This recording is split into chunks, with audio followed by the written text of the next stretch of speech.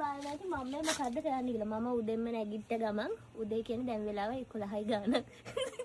නැගිට්ටක මං එන්නේ මගේ පැෂන් ගහස්සට. පැෂන් වැලාසට. මෙන්න මේ පැෂන් කඩලා අරගෙන හදලා බොන්න.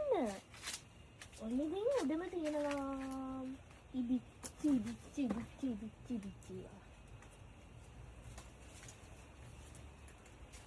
ඒක උනාට කඩා ගන්න බෑ.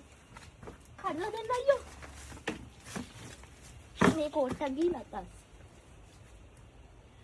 පළතුරු වටේ යන වීඩියෝ දිහා බල මේ දවස්වල Facebook එකට ගියාම තියෙනවා පළතුරු අවලමේ යන වීඩියෝ. ඒවා බල පැෂන් තාමත් අවලමේ ගිහිල්ලා නෑනේ කියලා හිත සතුටින් පැෂන් බොන්න හදන මම.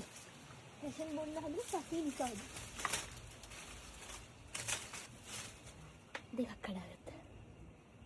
අද දවසට මේ දෙක මට හොඳටම ඇති. හරිද? පැෂන් බිව්වහම මොනවද වෙන්නේ කියලා ඔයාලා දැන් කල්පනා කරන්න. පැෂන් බිව්වහම මේ රස්නෙට හොඳයි. පැෂන් බිව්වහම මේ හැම රැලි වැටෙන එක නැති වෙනවා. එහෙනම් හැමෝම එකතු වෙලා පළතුරු අවලම යන වීඩියෝ බලන්න එපා. මේ වගේ වීඩියෝකුත් බලන්න. එහෙනම් මේක ඉදලමයි. මෙච්චර මහ පැෂන් ගහකට මෙච්චර මහ පැෂන් වලකට පැෂන් හැදලා තියෙන ගෙඩි 4 5 කියනකෝ හලෝ මාර මගුල. එහෙනම් ආයෙත් වීඩියෝ එකකින් හම්බෙමු. හැමෝටම බයි. හැමෝටම පැෂන් පිහිටයි. මේකට නමක් දාමු.